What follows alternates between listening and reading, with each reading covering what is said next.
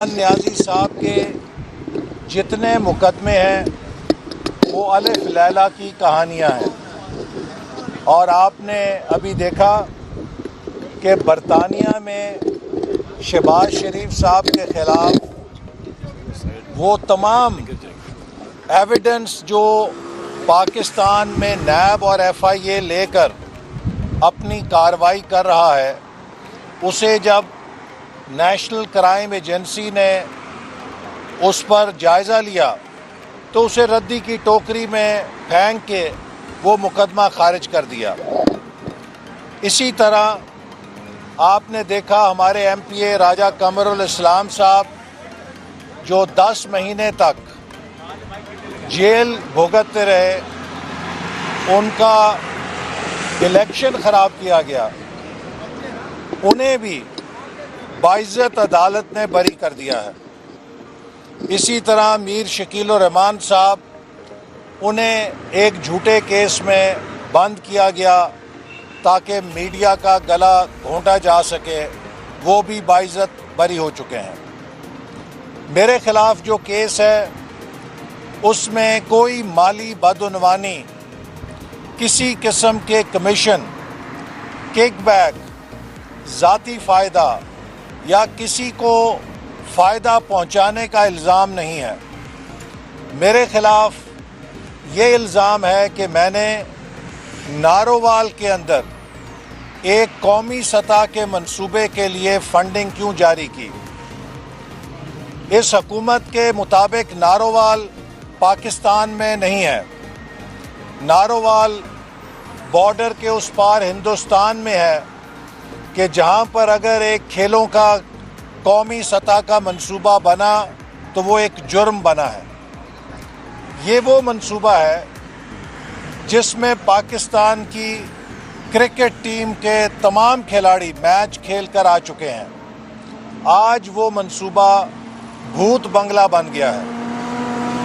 मिसबाह उल हक जब वहाँ पर आए तो उन्होंने मुझे कहा कि जब मैं दुबई जाता था तो दुआ करता था कि ऐसे खेलों का इंफ्रास्ट्रक्चर हमारे मुल्क में कब बनेगा। तो मुझे नारोवाल आके मालूम हुआ कि ये तो बन चुका है। इसी तरह पाकिस्तान के ओलंपियंस और जितने भी नामवर खिलाड़ी हैं वो नारोवाल स्पोर्ट सिटी की तारीफ़ करते थे कि इस जैसे मज़ीद मंसूबे बनने चाहिए, लेकिन उस मंसूबे को सियासी इंतकाम का निशाना बना के तबाह व बर्बाद कर दिया गया है। मेरे पे झूठा केस जो चला है उसका मुझे गम नहीं, मुझे इस बात का गम है कि इस मंसूबे से सैकड़ों पाकिस्तान के मायानाज नौजवान खिलाड़ी तरबियत हासिल करके मुल्क का नाम आलमी सतह पे रोशन कर सकते थे।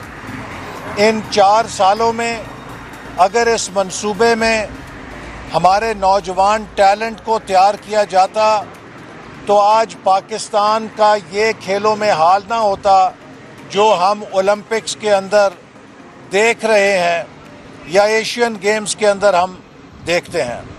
तो ये झूठे केसेस इसलिए लटकाए जा रहे हैं, हालांकि इन्हें ख़त्म हो जाना चाहिए। इमरान नियाज़ी इन केसेस को इसलिए तूल दे रहा है कि ये नैब ऑर्डिनेंस के ज़रिए अपने मनपसंद जजेस को लाकर इलेक्शन से पहले अपने मुखालफों को सज़ाएं दिलवा कर इंतकाम का निशाना बनाए और अपने झूठे एहतसाब को सच्चा साबित करने की कोशिश कर सके। मैं एक बार फिर इमरान नियाज़ी साहब से कहता हूँ कि आपके मुशीर शहजाद अकबर साहब खोज लगाते लगाते चले गए, अब आप एक ब्रिगेडियर साहब को ले आए हैं। ब्रिगेडियर साहब को वैसे आना नहीं चाहिए था, चूँकि वो इस सियासी काम को जब करेंगे तो वो एक कौमी इदारे के तशख़्ख़ुस को ख़राब करेंगे। और इमरान खान एक रिटायर्ड ब्रिगेडियर को लगाकर ये तासुर देना चाहता है कि उसके सियासी एजेंडे की पुष्ट के ऊपर ہمارا قومی ادارہ ہے، لیکن میں شہزاد اکبر کے جانشین بریگیڈیئر صاحب سے بھی کہتا ہوں کہ الحمدللہ ہم نے 3200 ارب روپے کے ڈیولپمنٹ فنڈز جاری کیے ہیں۔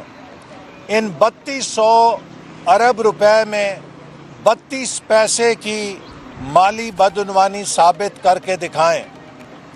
الحمدللہ ہم نے 29 ارب ڈالر کے سی پیک کے منصوبے ملک میں جاری کیے ہیں۔ ان میں 29 سینٹ کی بدعنوانی ثابت کر کے دکھائیں تو آپ کو ہم مان جائیں گے۔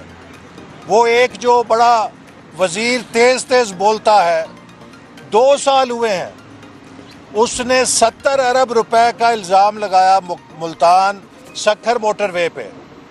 وزیر اعظم صاحب، آپ چین کیوں نہیں لے کر گئے اسے؟ چین لے کر جاتے، چین کے صدر اور وزیر اعظم کو کہتے کہ آپ کی حکومت نے یا آپ کی کمپنی نے پچھلی حکومت کے وزیر کو 70 ارب روپے کمیشن دیا، اس کی تحقیقات کریں۔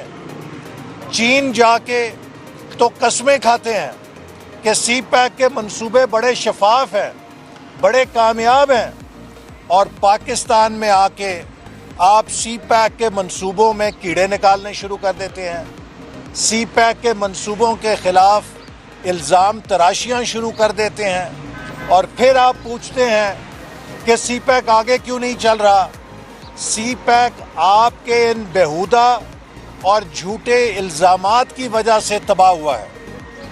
ہم نے 2020 میں چین کے تعاون سے خلا میں پاکستانی ایسٹروناٹ بھیجنے کا منصوبہ بنا رکھا تھا۔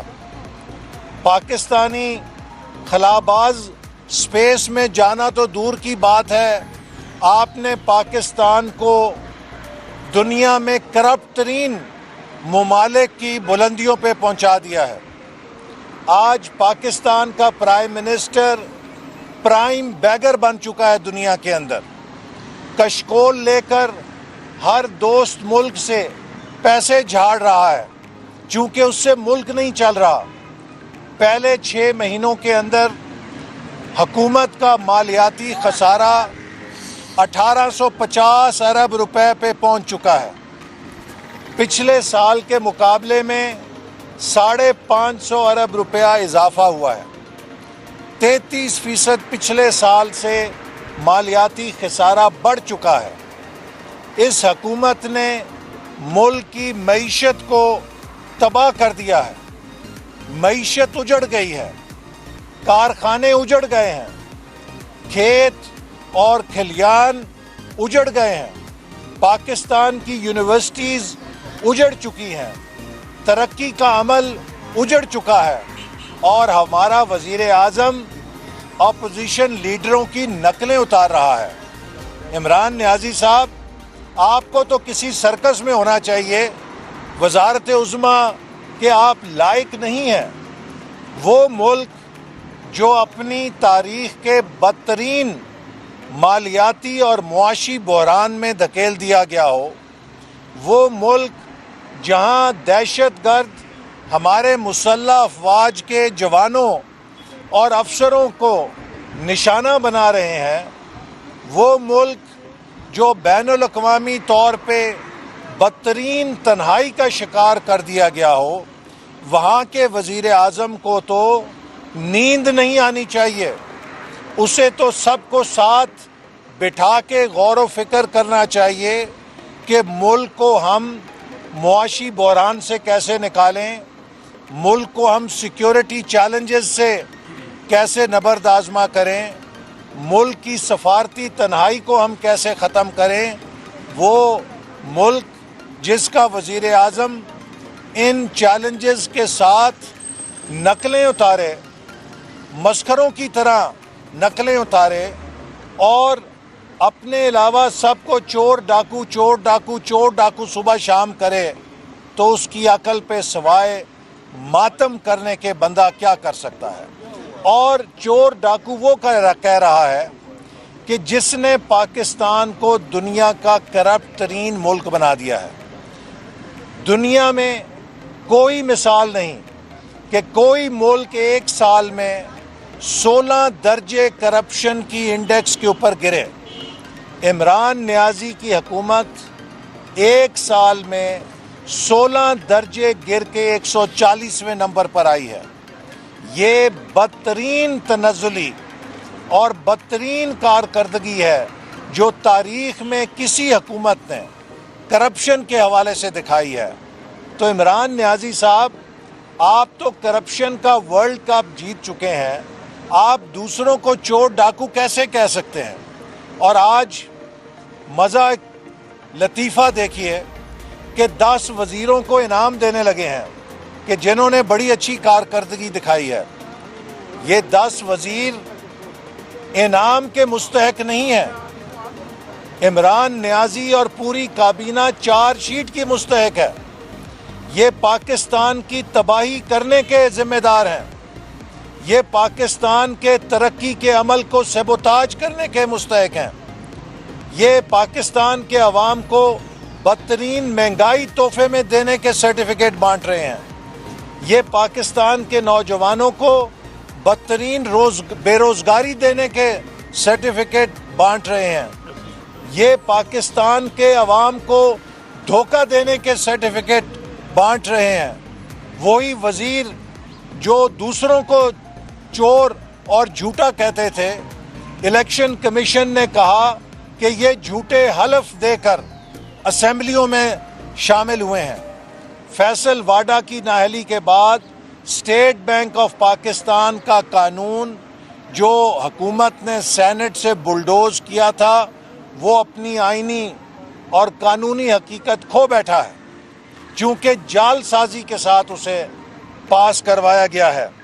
آج پاکستان کے اندر اس وقت جو بحران ہے، یہ 24 گھنٹوں کی سطح پر ملک کو ایسے دلدل میں دھنسا رہا ہے جس سے نکلنا آج ممکن ہے، کل کو ناممکن ہو جائے گا۔ اسی لیے 23 مارچ کو پی ڈی ایم کا لانگ مارچ انشاءاللہ تعالی فیصلہ کن لانگ مارچ ہوگا۔ 23 مارچ کو کراچی سے، گوادر سے، پشاور سے، لاہور سے، نارووال سے، بہاولپور، ملتان، ڈیرہ غازی خان، سرگودا، اسی طرح گلگت بلتستان، آزاد کشمیر، پاکستان کے کونے کونے سے مزدور آئیں گے، کسان آئیں گے، نوجوان آئیں گے، طالب علم آئیں گے، سیاسی کارکن آئیں گے، محنت کش آئیں گے، جو اس حکومت کی مہنگائی اور بربادی کے خلاف عوامی ریفرینڈم اسلام آباد کے اندر اس کو ثابت کریں گے کہ یہ حکومت عوام کا اعتماد کھو چکی ہے۔ جتنے الیکشن ہو رہے ہیں اس میں مسلم لیگ نون کو کامیاب کرا کے عوام اپنا فیصلہ دے رہے ہیں۔ کل بھی الیکشن ہوئے ہیں، کامرا میں الیکشن ہوا ہے، پنڈی میں الیکشن ہوا ہے، لاہور میں الیکشن ہوا ہے، اور ہر جگہ الحمدللہ مسلم لیگ نون کامیاب ہوئی ہے۔ آج پاکستان کے عوام اس فراڈ کی حقیقت جان چکے ہیں جو عمران خان نے بہروپیہ بن کے اس قوم کے ساتھ کیا تھا۔ اب عمران خان کا یوم حساب قریب آ چکا ہے، اور حکومت کے وزیر جو کہتے ہیں کہ یہ عدم اعتماد لا کے دیکھ لیں، تو میں بتانا چاہتا ہوں کہ عمران نیازی کی کابینہ کے 5 وزیر ہیں جو ہمارے ساتھ رابطے میں ہیں۔ آج اگر ہم ان کو ٹکٹ کی گارنٹی دے دیں تو وہ عمران خان کو چھوڑنے کے لیے تیار ہے۔